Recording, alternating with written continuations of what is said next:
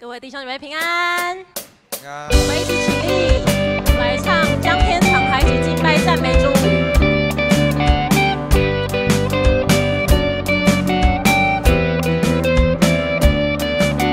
将天敞开，你的荣耀降下来；将天敞开，你的同在降下来；将天敞开，你的荣耀降下来。万国赞叹你，你是荣耀之王，天上地下可以敬拜。万福耶稣基督，圣洁羔羊，荣耀归于你，天上地下，在永恒里敬拜。哈利路亚，哈利路亚。今天礼拜虽然人比较少，但是还是邀请旁边的人跟他说：“今天看到你真好，真好。”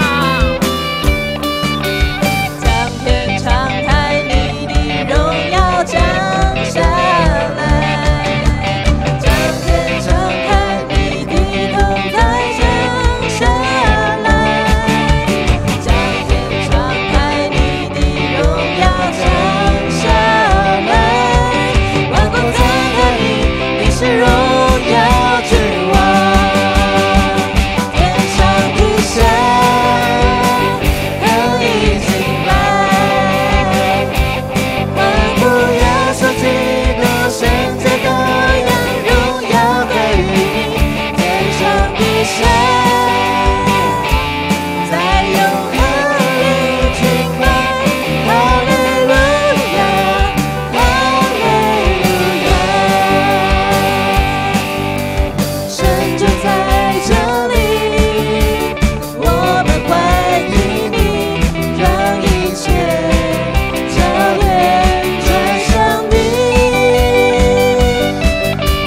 神就在这里，我们欢迎你，宝座前敬拜不停息。再一次，神就在这里，神就在这里，我们欢迎你，让一切焦点转向你。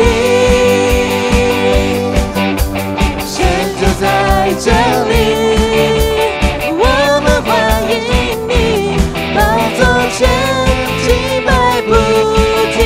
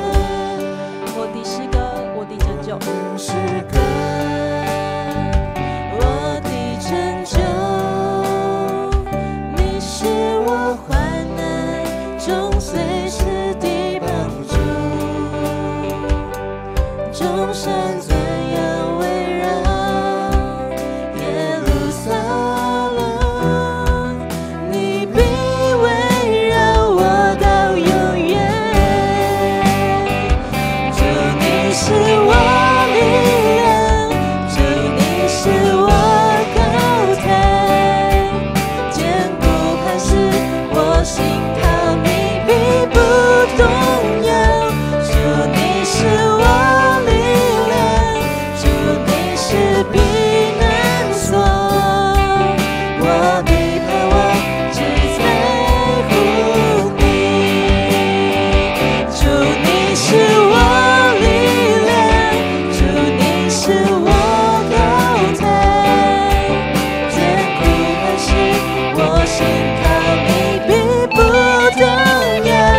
主你是我力量，主你是避难所，我的盼望只在乎你，我的盼望只在乎你。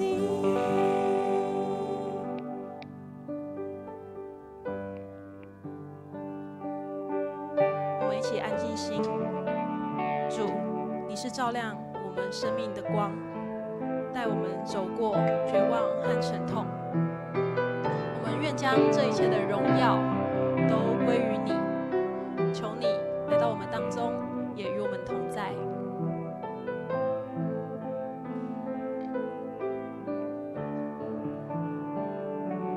是谁在黑夜中点亮晨星？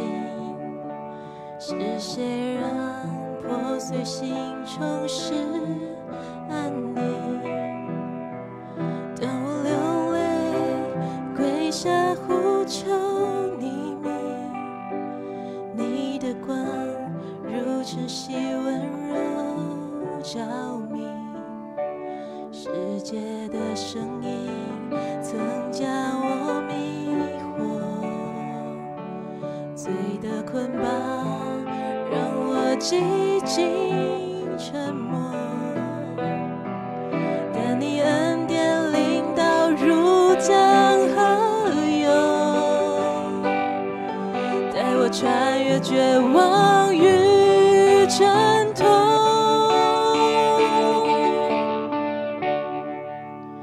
荣耀荣耀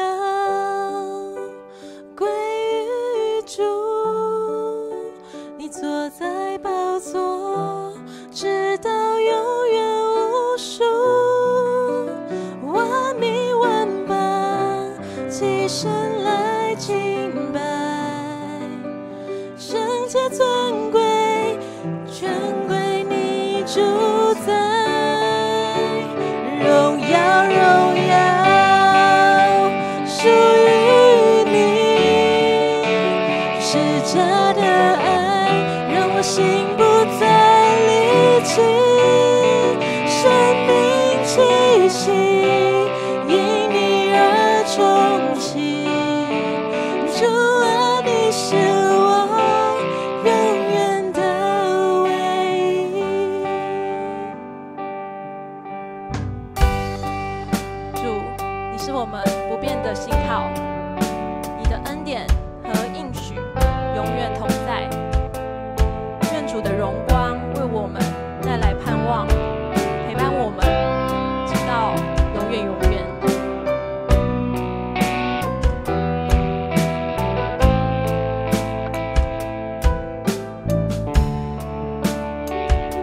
世界的声音曾将我迷惑，罪的捆绑让我几经沉默，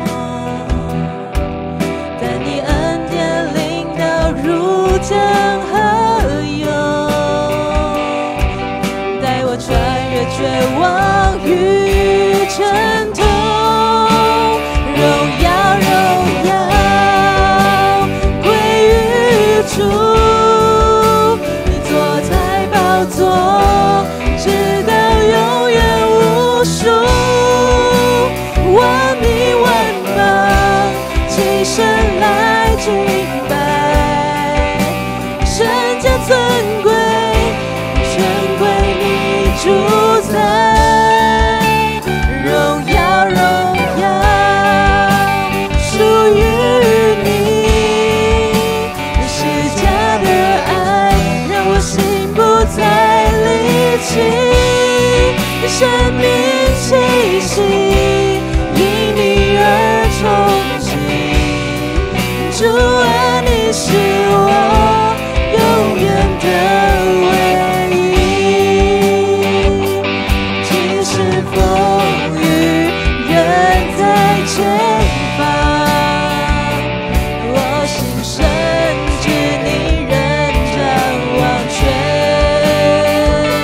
十字架下我立志跟随，直到看见你荣耀显现。荣耀荣耀归于主，你的真光照亮这世途，每一颗心向你举目，高声颂赞，直到永恒深处。荣耀荣耀归于你，我灵深处向你屈膝。主啊，你是我不变心靠，直到那日与你荣耀同在。荣耀荣耀归于主，你的真光照亮这世途，每一颗心向你举目，高声颂赞，直到永恒深处。荣耀荣耀归于你，我灵深处向你屈膝。主啊，你是我不变心靠，直到那日与你荣耀同在。我们一起低头来祷告。亲爱的天父，你的荣光充满在我们的圣殿，你的圣洁与大能如江河涌。愿你的圣灵充满我们每一个人的心，带领我们走在真理与正义的道路上。愿我们的生命在你的光照中得到永恒的盼望。愿你的平安与喜乐也常常伴随我们，赐给我们力量，更加活出你的旨意。我们即将开始今天的聚会，求主保守以下的时间与我们同在。孩子这样祷告，乃是奉靠主耶稣基督的圣名求，阿们。我们依然站立，用使徒信经来做信仰告白，请。我信上帝，全能的父，创造天地的主。我信我主耶稣基督，上帝独生的子，因圣灵感孕，由童真女玛利亚所生，在本丢比拉多任内受难，被钉于十字架，受死，埋葬，降在阴间。第三天从死人中复活，升天，坐在全能的父上帝的右边，将来必从那里降临，审判活人死人。我信圣灵，我信圣而公之教会，我信圣徒相通，我信罪得赦免，我信身体复活，我信永生。阿们。请坐。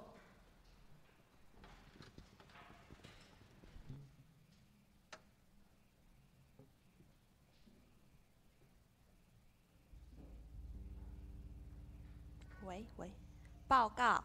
好，接下来请大家打开周报的内页。首先看到教会消息，第一点，本主日为重阳敬老主日。那我们在第一堂的时候已经将敬老金颁发给本堂年满70岁以上的长者。那也可以请二堂大家回去祝自己的长辈重阳节快乐。那第二点，本主日下午1点，知梅牧师将前往李春生纪念教会召开小会。第三点，下主日为台湾神学研究学院奉献主日，请大家为神学教育的需要来关心代祷。第四点的话，2026年爱餐热线开始，那跟去年一样，一个单位是3000元，每周开放2个认线单位。那认线的款项是到2026年第1主日再交给干事登账。第5点，在11月23号为感恩节主日，礼拜后将举办1家1菜。那邀请兄弟姐妹来分享自己的拿手好菜。那可以先到1楼柜台登记，避免菜色重复。那用餐之后会进行圣诞的布置，所以要请各团契留意配合。那接下来看到团契消息的第2点，11月9号上午9点45分，情色团契聚会，课程是请听就是爱，会请秀瑶老师来主讲。那下面的奉献明信再请大家自己来参阅。接下来奉献，请司献的同工。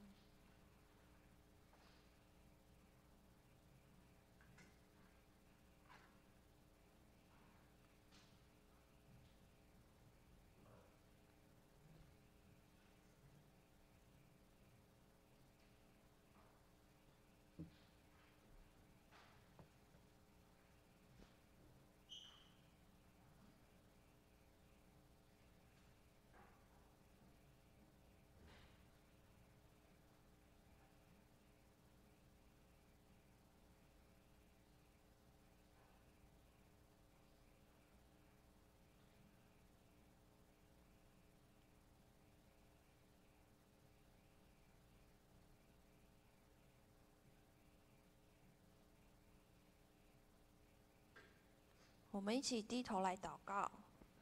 亲爱的天父，我们常常疲于家庭、工作、生活的繁忙，陷在困境中而失去盼望。求你帮助我们能透过今天的经文和讲道，重新抓住赐下安慰且应许永远与我们同在的神，预备好自己恢复与你的关系，将生命完全交由你来掌权。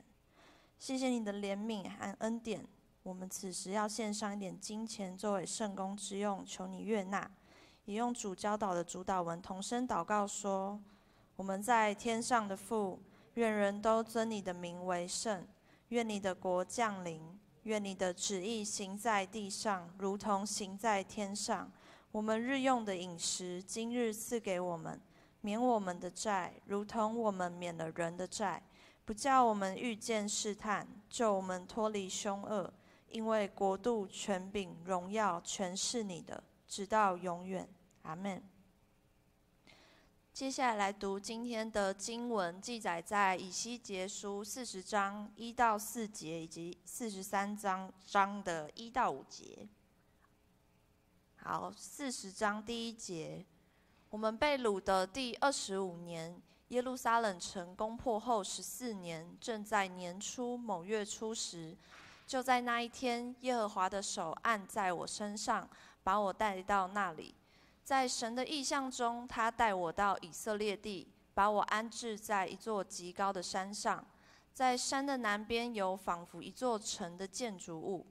他带我到那里，看啊，有一人面貌如铜，手拿麻绳和丈量的芦苇杆，站在门口。那人对我说：人子啊，凡我所指示你的，你都要用眼看，用耳听，并要放在心上。我带你到这里来，为要指示你，凡你所见的，都要告诉以色列家。43章以后，他带我到一座门，就是朝东的门。看啊，以色列神的荣光从东而来，他的声音如同众水的声响，地因他的荣耀发光。我所见的异象，如同从前我来灭城的时候所见的异象。又如我在加巴鲁河边所见的异象，我就脸伏于地。耶和华的荣光从朝东的门照入殿中，灵将我举起，带入内院。看啊，耶和华的荣光充满了殿。正道，今天知梅牧师要正道的主题是上帝荣光充满圣殿。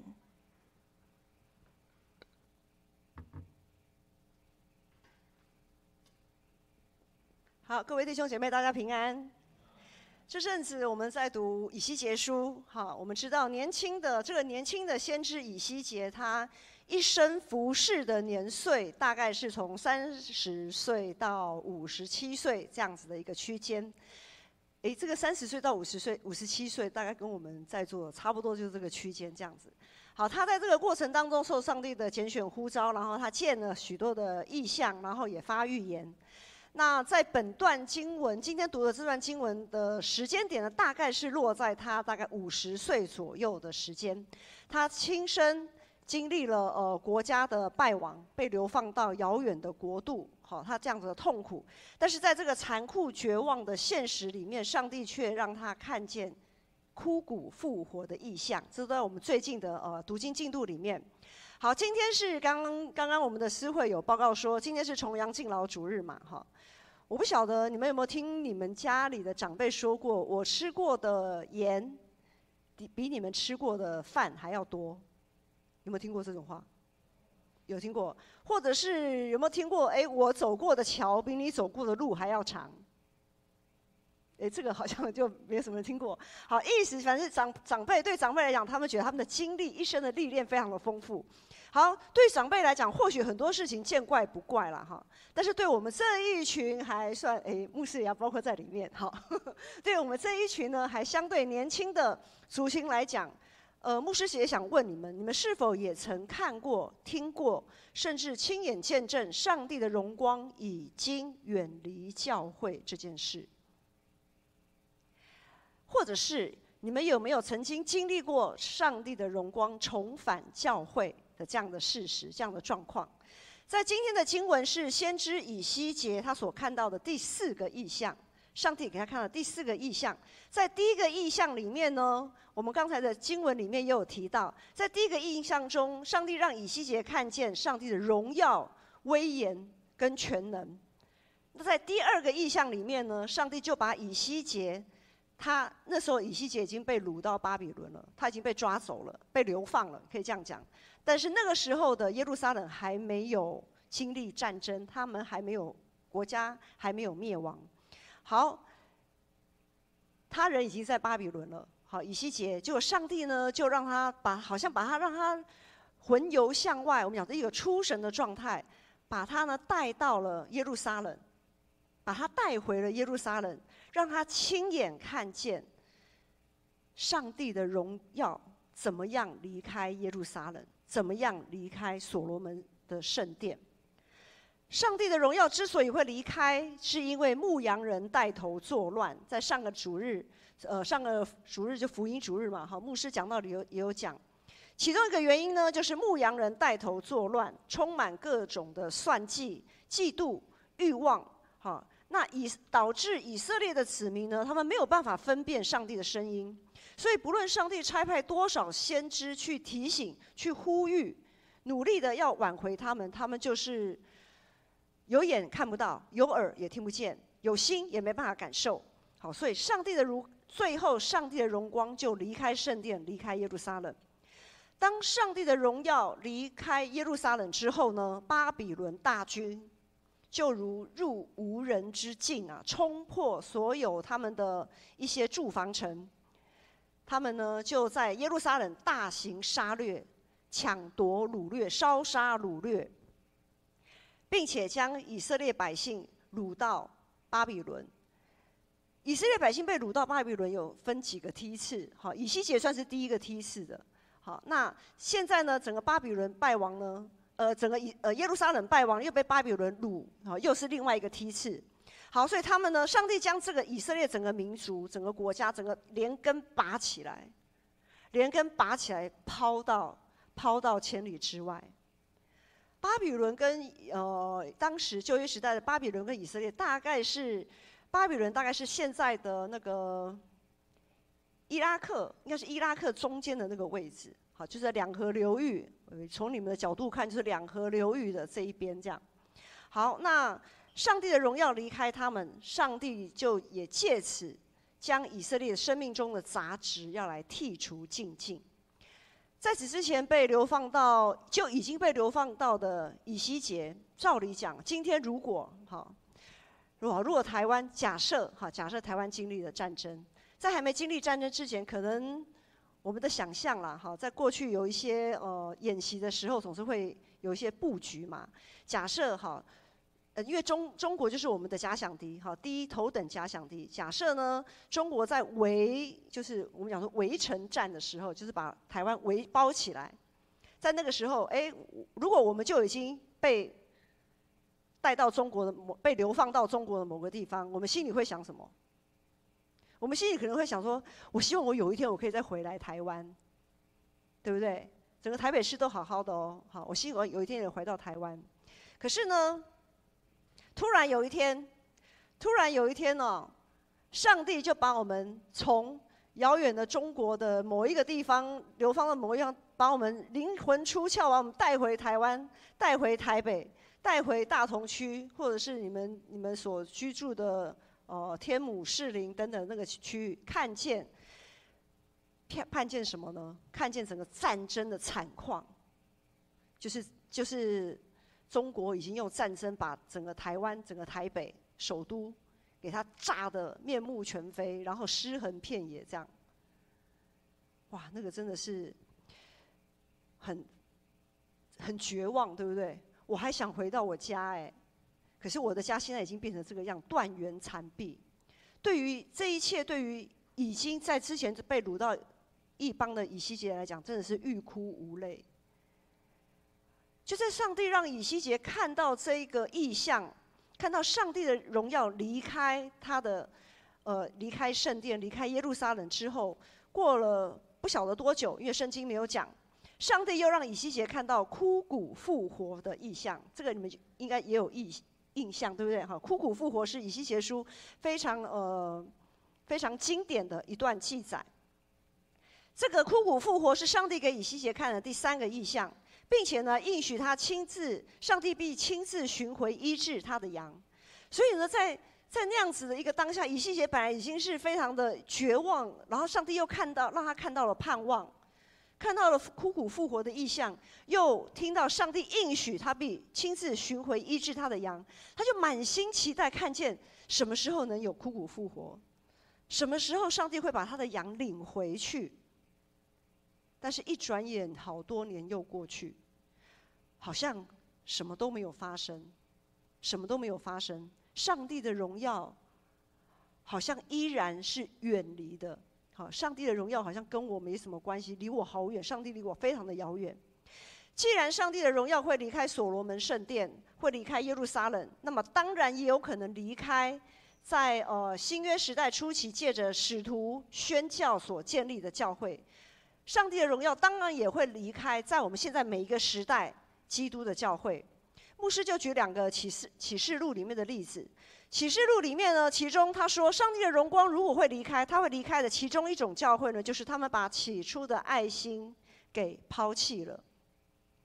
在耶稣的比喻当中，撒种的比喻里，有些种子是撒在荆棘地里的，就是一开始这些种子还会长，一开始听了道，好，听了就是知道说耶稣他是怎么样为我受死，我怎么样被耶稣赎回，我怎么样可以成为一个新造的人，成为一个有价值的人，等等等等。他非常的开心，他充满了期盼，充满了爱心。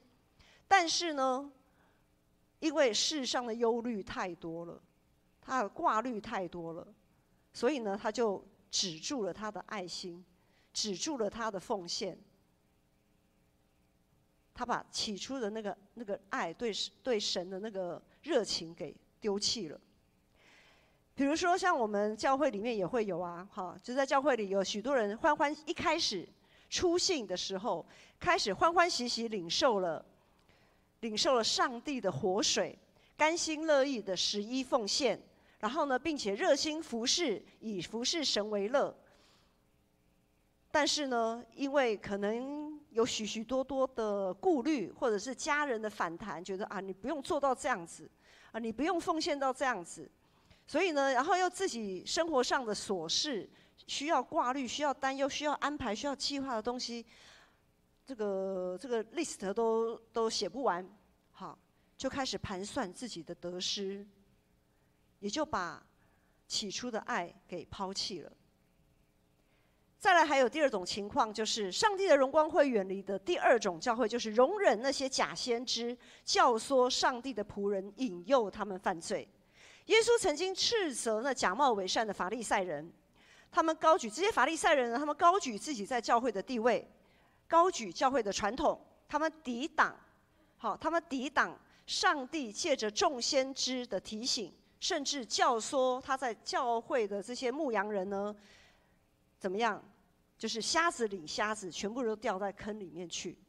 在上个礼拜，牧师有提过，举凡在教会领有职分的人、有职务的人，比如说牧师、长老、执事、团契会长、干部、辅导等等的，都是上帝所拣选的牧羊人。这些牧羊人的首要职务，就是要把上帝托付给他们的羊怎么样带到耶稣的面前，聚拢在耶稣的脚前。可是有些牧羊人却在做利益分赃这样的事情，挂羊头卖狗肉，巧立名目。许多的教会，牧师举个例子，许多的教会呢，他们的团契存了很多钱，所以我们在开会的时候，有的时候我们会听到我们的财务部长、我们的赵明长老一直在讲，呼吁说，团契不是存钱的地方，教会也不是存钱的地方啦。好，这一些就是因为过去有一些非常累积下来的那些陋习，在整个长老教会界，他们怎么样挂羊头卖狗肉呢？就是我团契存很多钱，为的是什么？不是为了宣教，不是为了要造就，而是为了要出去玩，可以吃好的、住好的、喝好的，是为了这样子。他们没有把他们忘记了这些钱都是会有的奉献，那是为了回应上帝的奉献。他们没有将会有的奉献用在关怀造就，没有用在敬拜跟宣教等等的用途上，却用在世界的享乐上。他们把那一些好不容易被聚拢在耶稣脚前的羊群，又怎么样？又带往世界去享乐去了。你说这不是瞎子领瞎子吗？如果我们任由我们的教会如果有这样的情况，如果我们任由我们的教会是这样的发展，最终上帝的荣耀也一定会离开我们。虽然以西结看到了上帝给他看见了那个枯骨复活的异象，刚才有提到，但是好像什么都没有改变，他不知道等多久了还没有改变，一晃眼好几年又过去。今天的经文40章第1节说，我们被掳的第25年，也就是耶路撒冷攻破后的14年，这样算一算，就是以西结被掳的11年之后呢，耶路撒冷被攻破，这样有了解吗？耶路撒冷就被攻破了。就在那一天，正在年初某月初时，就在那一天，耶和华的手按在他身上，又把他带到那里，就是上帝又把他又魂游向外了。上帝又要让他看到一个异象。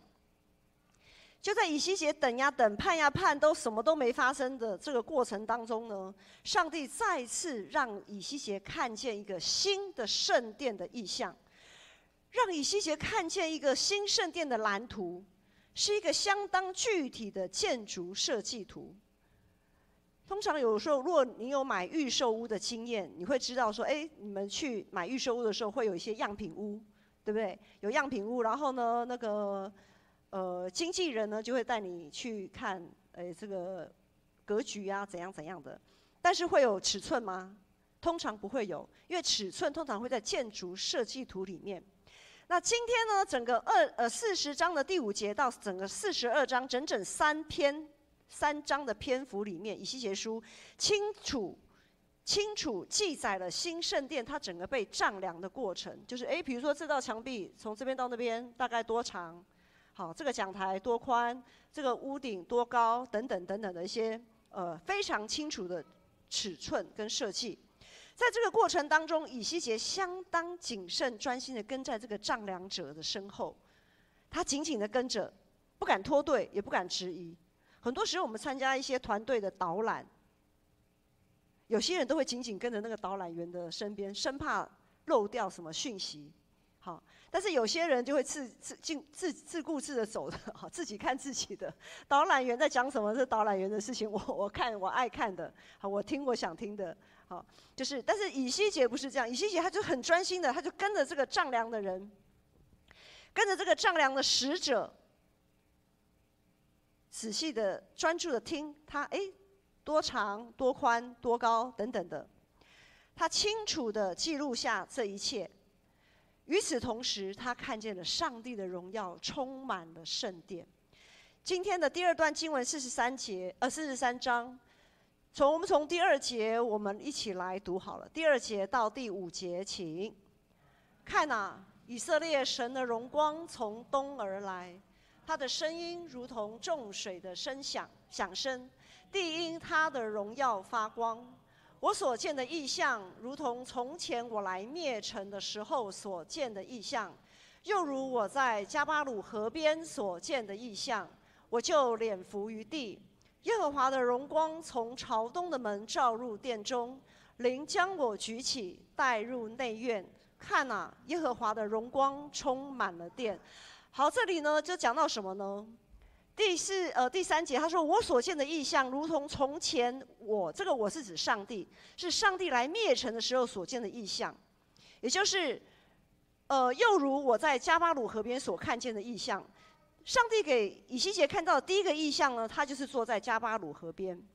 第2个异象就是刚才有讲到，上帝把以西结带回去，好，就是指他第3节第3节前面说，我所见的异象如同从前我来，就是上帝来灭城的时候所见的异象。好，然后这里就讲到朝东的门，耶和华的荣光从朝东的门照入殿中。如果我们有很仔细的看新眼光的进度，大家应该会有一个印象，就是上帝的荣光当时要离开的时候，他最后停留的地方就是这朝东的门。当时上帝给以西结看的异象，他的荣耀要离开了，从圣殿的一个角到一个角到一个角到一个地方，最后要离开的地方就是这朝东的门。这朝东的门如今也是上帝他的荣光要照进来的地方。这朝东的门象征什么呢？象征着上帝进出的一个通道。主耶稣最后一次进入耶路撒冷的那个城门，那个城门的位置就离这个朝东的门最接近。这朝东的门同时也象征着我们人类最软弱也最渴慕上帝的那个地方，渴慕遇见神的地方。很多时候我们讲说心门嘛，如果我们心门打开了，我们就很容易听见上帝的声音。什么时候心门很容易打开呢？就是我们软弱的时候，在我们最软弱最脆弱的时候，我们的心门比较容易打开。如果我们今天都活得好好的，凡事诸事顺利，可能不能说我们的心门就比较刚硬，而是比较相对不容易打开。好，因为我靠自己凡事顺利，我就没有什么好仰望、好祈求、好渴慕的。好，这个朝东的门呢，通常就会在人的最软弱的地方，就象征着人类最软弱的地方。耶稣曾医治一个生来就失明的人。主耶稣说，不是这个人做了什么错事，也不是他的父母犯了什么罪，然后有一些什么诅咒啊这样子下来。他说这个人呢，生来失明，是要在他的这个软弱的身上、软弱的上面显出上帝的作为。使徒保罗也说，我什么时候软弱，我什么时候就刚强。上帝的大能总是在人的软弱跟渴慕当中来显现。我们来看上帝的荣耀在以西结的软弱上显现。以西结他为了回应呼召，总是会做出一些让人家觉得很纳闷的话，也会做出一些很奇怪的行为，让人家觉得这个人是疯了。这个人一定疯了，怎么会做这种事、说这种话呢？真的很奇怪。在人来看，他就是跟疯子一样，他是受诅咒的。在他自己本身来看呢，他也承受巨大身心的压力。他非常的软弱，在人来看他是软弱的，他是无力的。在他自己也觉得他是无能为力的，但是上帝的荣耀却充满他。再来，上帝的荣耀充满在那一群被流放却依然仰望他慈爱的人身上。上帝差派他的先知告诉这些跟以西结、但以理他们一起被流放的这些人，他们一定会亲眼见证枯骨复活的神迹，他们一定也会看见、听见上帝的荣耀如何在他们身上彰显。进入到新约时代，上帝的荣耀会在背负全人类的罪、被钉死在十字架上的耶稣身上彰显。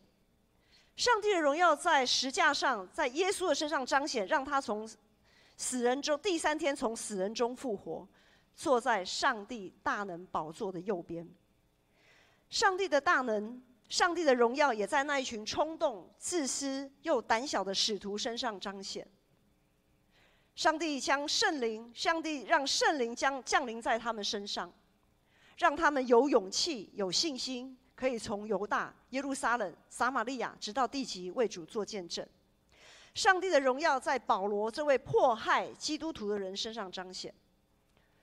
保罗在还没有遇见复活的耶稣的时候，他迫害基督徒，可是当他看见了上帝的荣光，他却将耶稣基督视为至宝，将他之前所得到的那一些我们讲说人生胜利组的那一些优势视为粪土。今天上帝的荣耀也在我们身上彰显。我不晓得大家会不会觉得非常的笃定，上帝的荣耀也在我们身上彰显。我们都是圣灵的殿啊，就是上帝让以西结在异象中看见的那个新的圣殿。那个新的圣殿被上帝丈量过，我们呢？我们也被上帝丈量，从里到外，从我们的恩赐、才情，好，从我们的心怀意念，上帝都一一丈量。你们有看见上帝的荣光在你我的身上彰显吗？不错，很有信心。好，牧师来举3个例子。好，第一个例子呢，牧师举自己的例子。牧师相信上帝的荣耀在我身上彰显，充满在我。坦白讲，我真的，我是谁呢？哈，在过去我常常会问我是谁，我竟然能站在这里跟大家传讲。若不是耶稣的爱将我赎回，若不是圣灵赐给我悟性，让我能明白他话语里的奥秘。不会看圣经像看无字天书一样，有看没有懂这样子。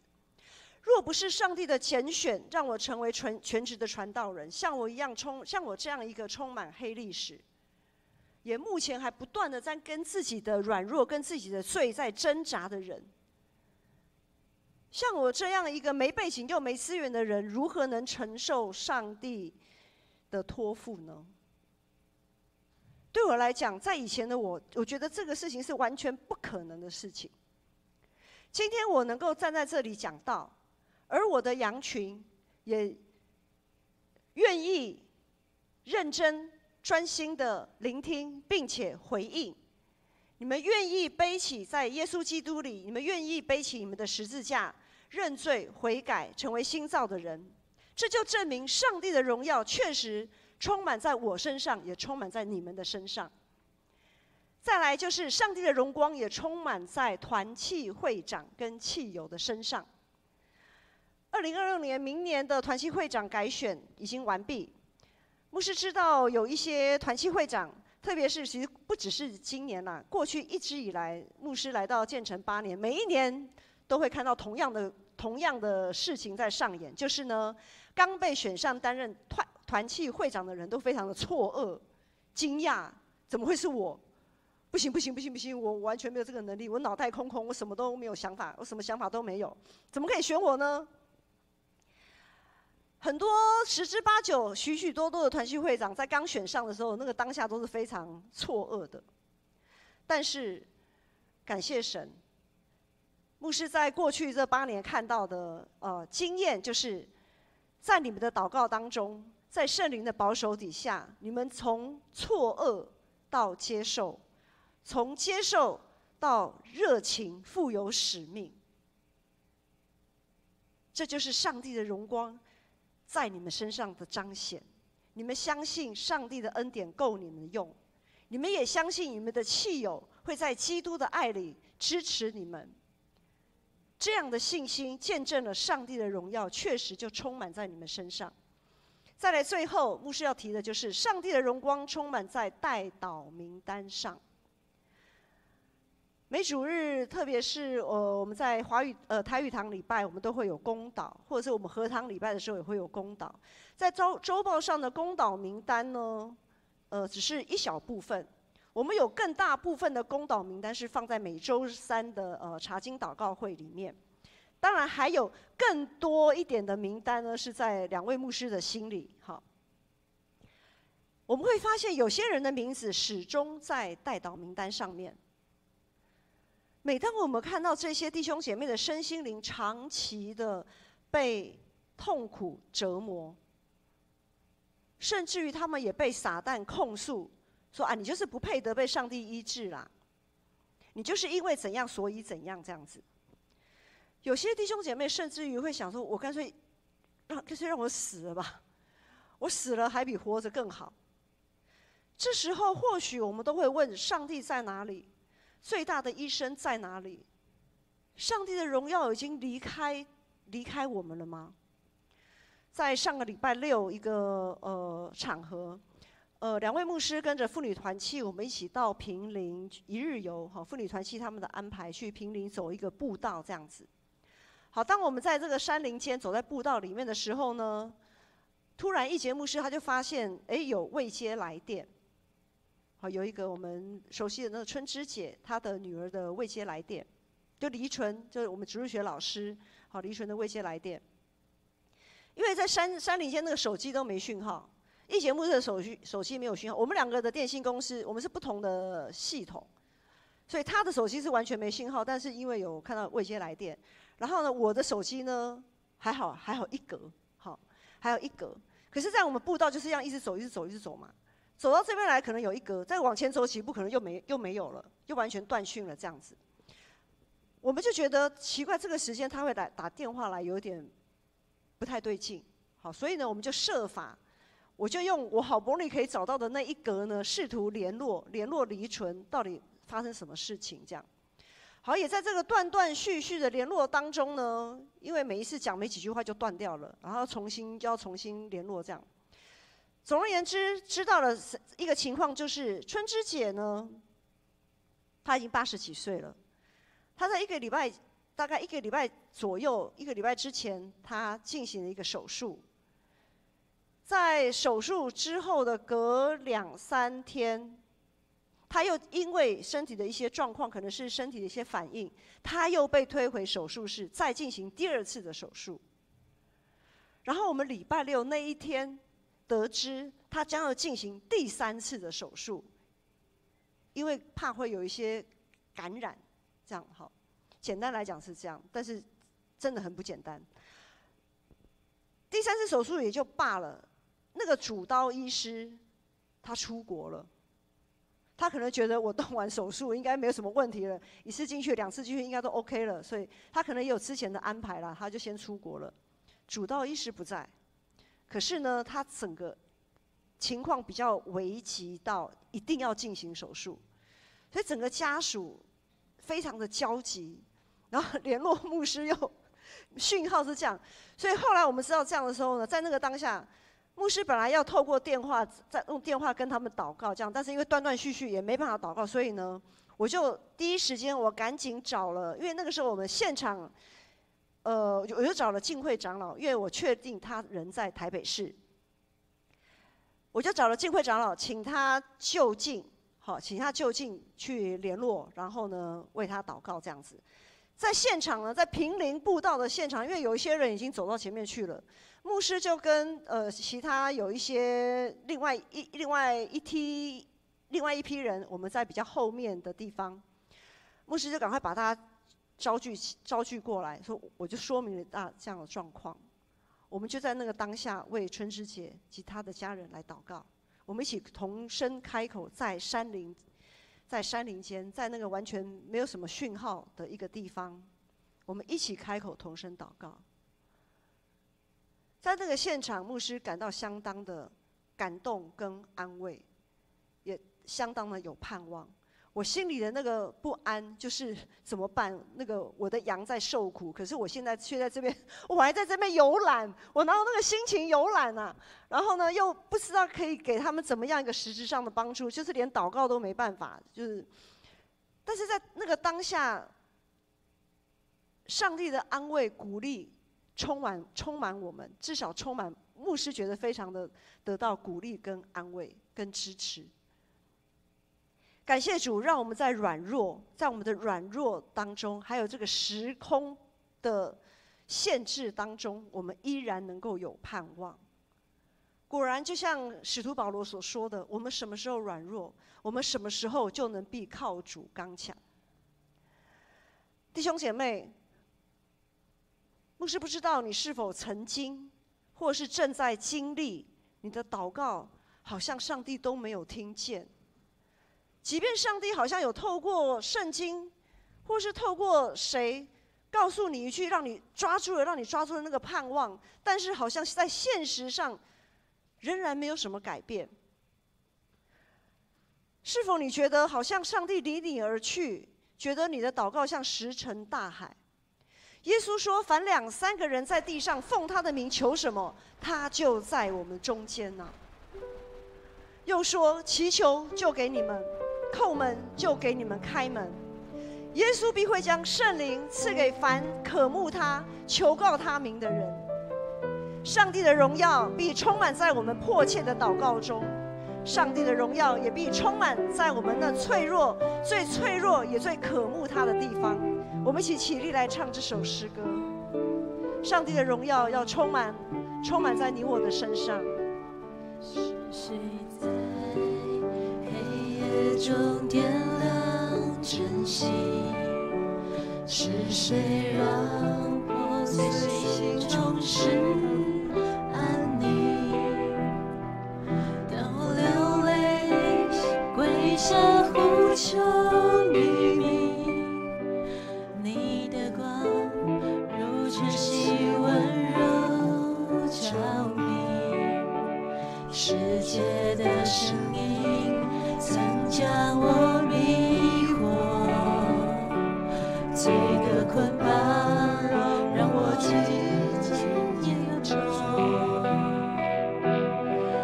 但你恩典领导如江河涌，带我穿越绝望与沉痛。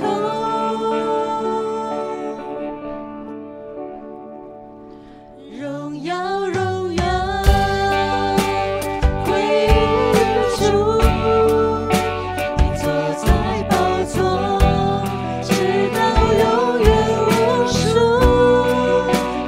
万民万邦齐声来敬拜，圣洁尊贵全归你主宰。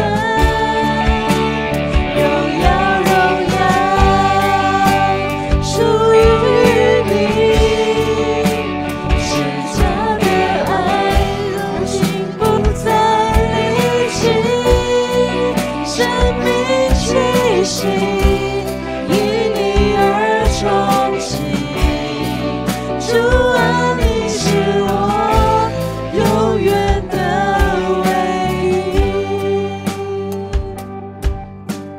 的声音曾将我迷惑，罪的捆绑让我寂静沉默，但你恩典领导如江河涌，带我穿越绝望与沉痛。荣耀荣耀归于主，你坐在宝座，直到永远无数。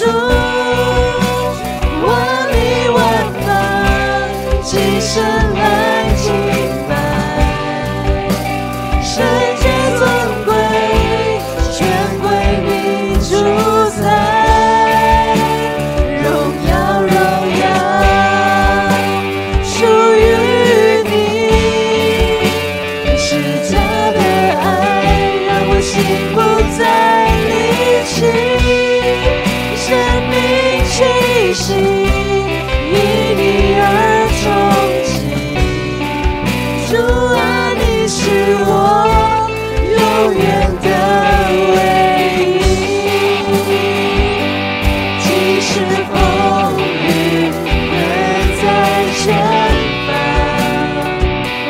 我心深知你人掌王权，十字架上我立志跟随，直到看见你荣耀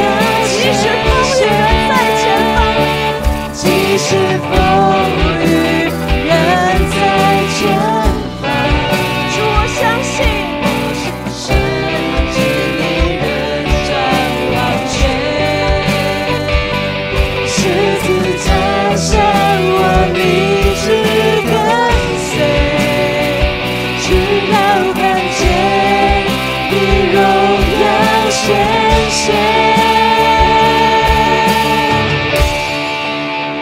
荣耀归于主，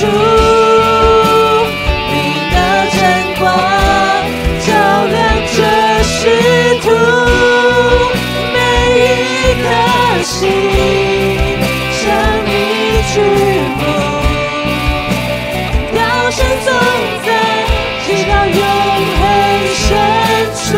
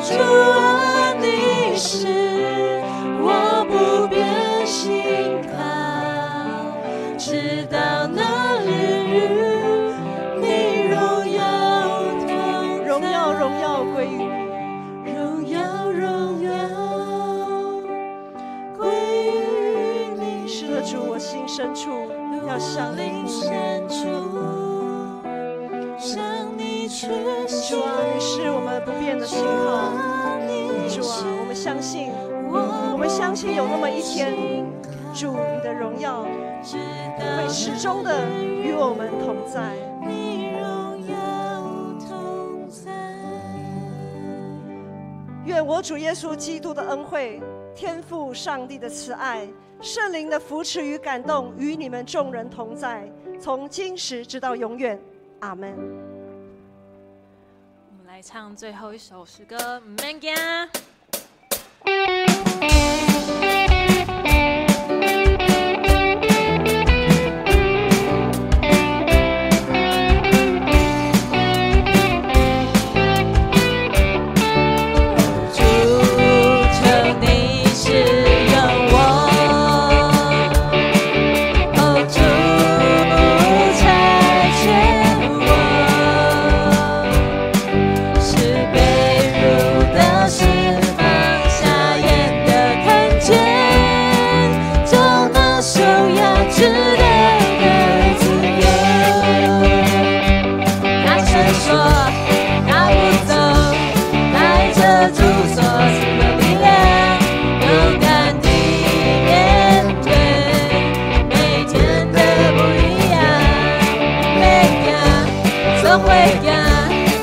主同行，我不害怕，我要去。